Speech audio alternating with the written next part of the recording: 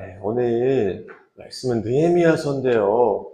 솔직히 많이 들어본 적 없는 이름이긴 하죠. 우리 뭐 성경 읽으면 마태복음, 누가복음 이런 거 알지? 창세기, 출애굽기. 느헤미야는 조금 생소할 수 있어요. 근데 느헤미야는 어떤 내용이냐면요. 지금 이스라엘이 주변의 강국들에 의해서 좀 이렇게 침략을 당한 상황이에요. 그리고 우리나라도 그런 적 있죠. 일본식으로 좀 이렇게 머리 좀 잘 쓰고 공부 좀 한다 하는 사람들은 일본식으로 개명하고 일본에 가서 일본의 교육을 받고 뭐 그렇게 했던 과거가 있는데 이스라엘 사람들은 똑같았어요.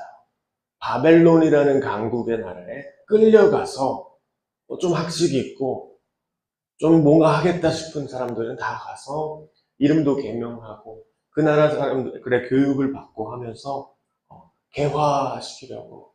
다니엘 이야기에 그런 거 나오죠. 다니엘과 세 친구들이 또 그 나라 이름을 받고 교육을 받고 이렇게 하는 이야기도 나오는데, 바벨론에는 아주 다양한 인종들이 섞여서 살았어요.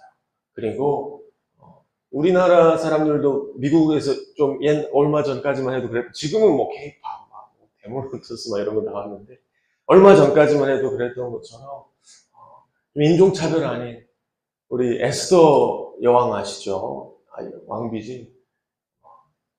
유대 사람들 하만이 다 잡아 죽이자 이런 얘기하기도 하고, 인종차별 아닌 차별도 겪으면서 살고요. 또 나중에는 히틀러 같은 사람들한테 유대인들이 핍박받기도 하고 민족 대학살을 겪기도 하고, 참 어떻게 보면 우리나라 역사와 이스라엘 역사는 겹치는 부분이 좀 많이 있는 것 같아요. 약소한 국가이기도 하고 강대군의 침략을 받기도 하고. 그런데 오늘 무슨 일이 있었냐면요, 이 느헤미야라는 사람이 그런 배경 속에서 어떤 위치에 있는 사람이라면요, 이제 우리 얼마 전에 광복절이었잖아, 그렇죠? 8월 15일이었는데 이 이스라엘 사람들도 어떻게 보면 독립을 한 거예요. 독립선언을 한 거예요. 그리고 바벨론에서 돌아와서 우리나라를 다시 세우겠다 이렇게 한 거예요. 그래서 느헤미야와 또 에스라 학자 제사장 뭐 많은 사람들 이끌고 와서 모든 민족들이, 바벨론에 살던 모든 민족들이, 유대 사람들이 다시 이 땅에 돌아와서 우리나라를 세우겠다, 다시 이스라엘이라는 나라를 건국하겠다 하는 이야기가 느헤미야. 그런데 오늘 일을 보면 이게 좋은 일이잖아요. 나라를 되찾은 영광스러운 날이잖아요. 그런데 백성들이 어떤 반응을 하는 이야기가 나와요? 울어요. 슬피 우는 이야기가 나와요. 어떤 일인지 한번 살펴보면요, 우리 1절부터 보면 이제 이 백성들이 에스라한테 어떤 책을 가져오라고 해요. 어떤 책인가요? 모세의 율법책. 보통 신명기라는 가능성이 제일 높다고 얘기를 하는데, 모세의 율법책을 가지고 와서 남자든 여자든 알아들을 수 있는 모든 사람이 와서 그 율법책을 앞에서 에스라 학자가 이렇게 읽어주는 모습을 언제부터 언제까지 들었대요? 새벽부터 정오까지. 새벽부터 나와서 점심 먹을 때까지 그 사람이 율법책, 뭐 헌법책, 이런 재미없는 책을 읽어주는 걸 들은 거예요. 그런데 이걸 들으면서 반응이 어땠다 그래요? 이 사람들이 울음을 터뜨렸어요. 우리 혹시 성경 읽으면서 울어본 사람 있나요? 웃어본 사람 있어? 성경에 울고 웃는 우리 중고등부 되시기 바랍니다. 율법책에 보니까요, 뭐라고 써있냐면, 지금까지 우리나라에 벌어졌던 그 비극과 아픔과 고통에 핍박과 지배를 당하던 그 시절에 대한 내용이 다 나와 있는 거예요. 모세 때로 몇백 년, 몇천 년 전부터 예언이 돼 있는 거예요. 하나님이 너희가 내 말과 내 법을 지키지 않으면 이렇게 하겠다라고 써 있는데, 실제로 우리 역사상에서 이런 일들이 일어나는 거예요. 그걸 들으면서 우리 이스라엘 사람들이 슬피 울었다고 적혀 있어요. 포로로 끌려가고 인종차별을 당하고 대학살을 당할 뻔하기도 하고 지금까지 우리가 역사적으로 겪었던 일인데 그런데 왜 그런 일이 벌어질 거라고 적혀 있는 거예요? 너희가 내 말과 내 법에서 벗어나고 이방인들의 신과 그들의 법을 따르면 내가 이렇게 하겠다라고 적혀 있는 말씀이 그대로 이루어진 거예요. 여기서 백성들이 울면서 슬퍼한 것은요, 회개하는 모습이잖아요. 그렇죠? 하나님께서는 이미 몇천 년, 수백 년 전부터 우리에게 이렇게 될 걸 예고하셨는데 우리는 그럼에도 불구하고 그 말씀을 듣지 않았구나, 따르지 못했구나. 이런 슬픔을 가지고 회개하는 장면인데 뭔가 이상해. 좋은 거 아니야? 회개해야 되는 거 아니에요? 그런데 우리 느헤미야, 에스라 이런 사람들 뭐라 그래요? 10절에 한번 볼까? 9절, 10절 볼까요?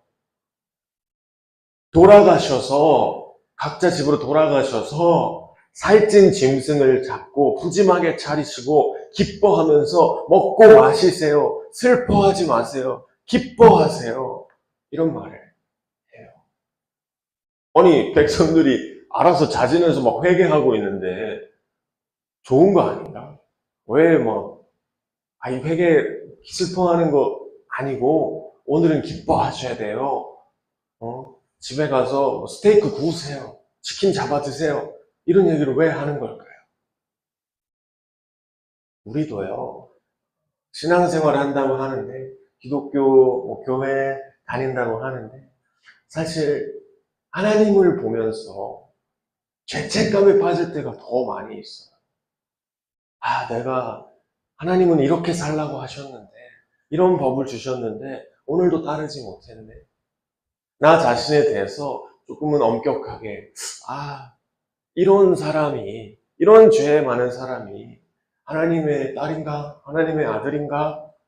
내가 이런 자격을 가지고 어떻게 하나님 앞에 나아갈 수 있을까? 라는 자기 성찰에서 끝나면 좋겠는데, 요거 이상으로 나아가면 이제 서로가 서로에게 지적을 하기도 하고, 정죄하기도 하고, 너 그렇게 살면 안 되는데, 하나님 그런 거 원하시지 않는데, 이렇게까지 번지기도 하고요. 그런 모습에서 사실 좀 진절머리가 나는 경험을 하는 사람들도 많이 있는 거거든요. 기독교라는 종교에 대해서. 이 회개하는 것까지는 참 좋은 일인데, 회개에서 벗어나서 이 죄의 속삭임이요, 우리를 항상 흔들려고 하고 있는 거예요. 회개해야지 까지는 정말 좋은 말인데, 너 회개했는데 또 해? 또 이렇게 됐어? 너 또 죄 지었어? 같은 죄 자꾸 범하네? 이렇게 우리를 정죄하는 그런 말로 우리를 계속해서 속이고 있는 거예요. 그런데 사실 우리가 성경을 잘 살펴보면요, 하나님이 우리에게 주신 것은 하나님이 우리에게 구원을 베푸셨잖아요. 예수님을 주시고 십자가를 주셨잖아요. 우리의 죄를 사하여 주셨잖아요. 그건 무슨 말이에요? 우리가 더 이상 그런 죄의 정죄로부터 고통받지 않아도 되고 그것으로부터 자유해져서 자유롭게 하나님을 섬길 수 있는, 찬양할 수 있는 그런 자격을 얻었다는 게 복음이잖아요. 복음의 메시지가 그거잖아. 우리가 죄로부터 자유해져서 이제 하나님의 나라에 들어갈 수 있게 됐다. 하나님의 구원하심에 건져냄을 받았다. 우리는 더 이상 죄에 종속된 사람이 아니라 하나님께 속한 사람이다. 그게 복음이잖아요. 그게 예수님이 오신 이유잖아요. 그런데 아직도 세상에서 우리는 교회를 다니면서도 그런 죄의 속삭임에 너 그렇게 살면 되겠니? 그러면 안 되지 않니? 이런 속삭임에 빠져 사는 경우가 많이 있어요. 우리 오늘 말씀에 나오는 느헤미야 사람들은요, 정말 대단한 게 아직 예수님이 누구신지 모르잖아. 하나님이 어떻게 이 세상을 구원하시고 죄로부터 구원하실지 몰라요. 그냥 하나님이 말씀하셨어. 그것만으로 충분한 거야. 하나님이 말씀하셨기 때문에 그 구원이 아직 일어나지 않았지만 일어날 것이고, 그 일어날 것을 내가 믿기 때문에 그 믿음으로 구원받은 거거든요. 그런데 우리는 반성하긴 해야 될 것 같아. 이미 다 나와 있단 말이야. 어떤 방식으로 하나님이 구원하실 거고 어떻게 그 일들이 이루어질 것이며 앞으로 무슨 심판 마지막 날이 있을 것인지 다 성경에 적혀 있는데, 이 사람들은 보이지 않는데도 믿었단 말이야. 근데 우리는 보일 만한 충분한 근거가, 성경이라는 근거가 있는데도 그렇게 살아가지 못하는 경우가 있어요. 이쯤 되면 헷갈릴 거야. 전설 그래서 회개를 하라는 거예요, 말라는 거예요? 방금까지 회개가 너무 그렇다 그러셨잖아요.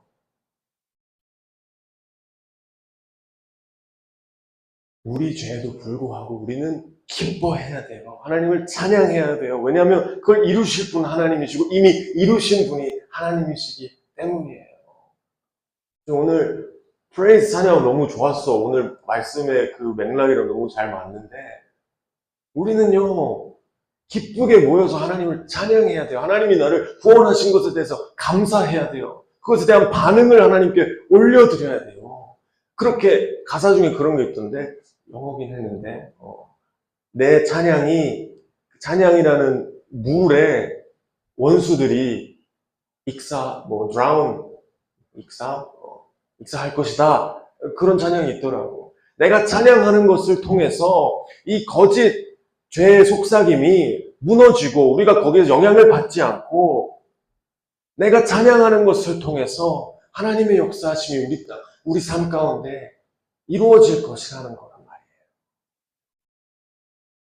그런 의미에서 우리는 찬양을 해야 되는데, 회개도 해야 되긴 해야 돼요.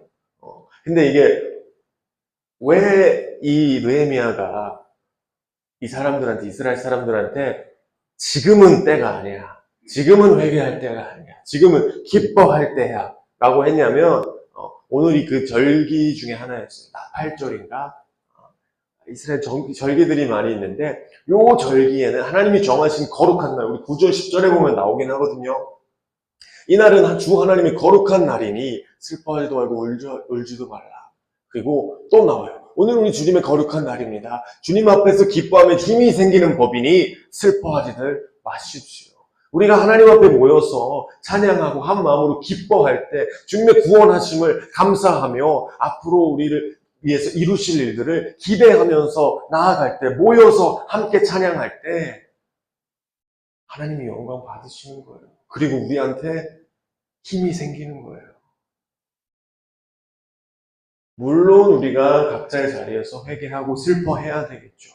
내가 아직도 구원받았음에도 죄의 영향을 받아서 힘들게 살아가고 있는 모습에 자책할 수도 있고 내 자신의 한심을 보일 수도 있고 다 그럴 수 있어요.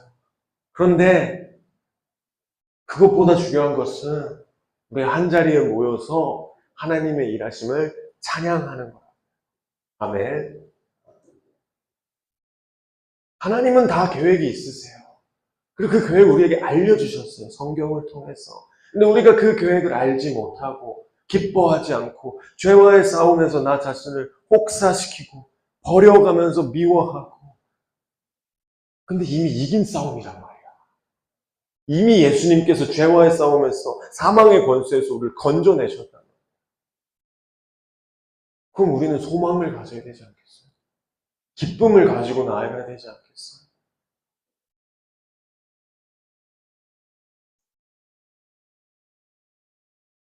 평소에는 치열하게 싸우시고요. 내 삶 속에서 내 혼자 내가 하는 일들을 내가 돌아보면서 싸우시고 회개하시고 주님 앞으로 나아가시고요. 우리 다 같이 모인 이 자리, 주님의 날에, 거룩한 주님의 날에 함께 모여있는 이 날에는요, 우리 같이 하나님을 찬양하자고요. 같이 하나님이 일하신 것들을 기억하고 앞으로 이루실 것들을 기대하고 함께 기뻐하자고요. 그게 우리가 교회에 나와야 되는 이유고, 그게 우리가 하나 되는 것의 의미인 줄로 믿습니다. 그런데 교회에 나와서 서로 정죄하고 막 이러면 안 되겠죠. 교회는 기쁜 곳이에요. 물론 회개의 자리가 있고 내 자신을 돌아보는 자리가 있는 곳이지만, 전도사님 생각에는 기본적으로 교회는 기쁜 곳이에요. 행복한 곳이에요. 하나님의 일하심을 리마인드 시켜주는, 기억나게 하는, 내가 오늘 월요일, 화요일, 수요일 이런 일들을 했지만 그럼에도 불구하고 하나님은 나를 버리지 않으시는구나, 신실하시구나, 나를 기억하시는구나, 나와 함께 하실 것이구나, 이런 하나님에 대한 성품을, 사실들을 깨달을 수 있는 것. 그런 시간이 바로 주일예배 가성교회 2층 10시 50분부터 시작되는 중고등부 예배의 시간이 되었으면 좋겠습니다. 힐링하는, 기뻐하는, 찬양 좀 하세요. 기뻐하세요. 나는 들썩들썩 날리니까 난 가만히 있을 수가 없어. 기뻐하고 함께 한마음 되는 그런 시간으로 교회에 모인 시간을 잘 사용하셨으면 좋겠습니다. 까지 설교를 준비했는데 갑자기 그냥 생각난 게, 이제 또 다음 주 세대통합 예배니까 우리 중고등부 예배는 없잖아요. 어른들 설교라고 내가 있어야 될 자리 아니라고 막 이렇게 생각하지 말고, 그 자리에서도 기쁘게 하나님 찬양하고, 하나님께 예배하는 그 본질은 같잖아요. 어른들과 함께 찬양하는 거죠. 우리 또 어린 친구들과 함께 와서 같이 찬양하고, 또 그 다음날부터는 이제 새벽 기도 올 텐데 부담이 될 수도 있겠지만, 본질적으로는 우리가 모인다는 것이, 함께 한 자리 교회 성도들이 모인다는 것이 기쁜 일이다, 행복한 일이다, 좋은 일이다라는 걸 잘 기억하시고, 그 기본 베이스를 깔고 교회 모임을 갖고 교회 나와서 함께 생활하는 이 친구들 되시기 바라겠습니다. 기도할까요?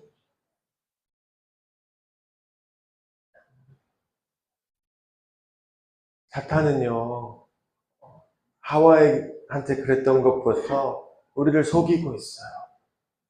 심지어 예수님도 시험하고 속이려고 했어요. 너는 부족해. 너는 하나님처럼 되어야 해. 그리고 하나님처럼 되려면 내 말을 따라야 돼.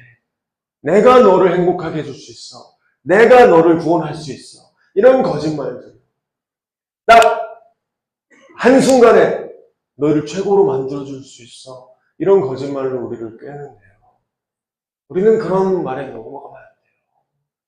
우리는 하나님께서 약속하신, 성경에 근거한, 예수님을 통해 이루셨고 앞으로 예수님을 통해 이루실 그 일을 기억하면서 기쁨으로 하나님을 찬양해야 돼요. 그리고 그렇게 찬양하는 중에 원수들의 거짓 속삭임을 잊어버리고 물리치는 그런 성령의 역사심을 경험해야 됩니다. 앞으로 우리가 교회에 많이 모이는 시간들이 있을 텐데요. 그 시간들마다 우리가 본질을 잊어버리지 않고 하나님을 기뻐하는 하나님의 자녀라고, 그 사실을 우리가 잊어버리지 않고 하나님 앞에 나올 수 있도록, 그것을 붙들고 하나님 말씀 가운데 살아갈 수 있도록 도와달라는 기도 함께 하시는 시간 갖겠습니다. 기도하겠습니다. 하나님 아버지, 원수의 거짓말에 저희가 속아 넘어가지 않게 주여 저희를 지켜주시옵소서. 성경으로, 말씀으로, 진리 가운데 저희가 거하게 하시고, 그 안에서 주님께서 약속하신 모든 것들이 이미 이루어졌고 또 이루어질 것임을 저희가 믿고 붙잡고 붙들고 나아가게 하시옵소서. 저희가 개인의 삶을 사는 동안에 회개하고 저희 자신을 돌아볼 수 있지만, 이렇게 같은 공간에 나와 모든 이들이 모여 하나님을 찬양하고 하나님과 함께 예배하는 이 시간만큼은, 찬양을 드리는 이 시간만큼은 우리가 기뻐하게 하시고 기쁨으로 주님 앞에 나아가게 하시옵소서. 오직 주님을 사랑하는 마음으로 똘똘 뭉친 자들이 되어 어떤 악마의 계교에도 넘어가지 않고 오직 주님의 말씀에 순종하는 우리 목자의 목소리를 알아듣는 그런 양떼가 되어줄 수 있도록 주님께서 인도하시옵소서. 저희를 살펴주시옵소서. 하나님 아버지, 저희는 말씀을 듣기 원합니다.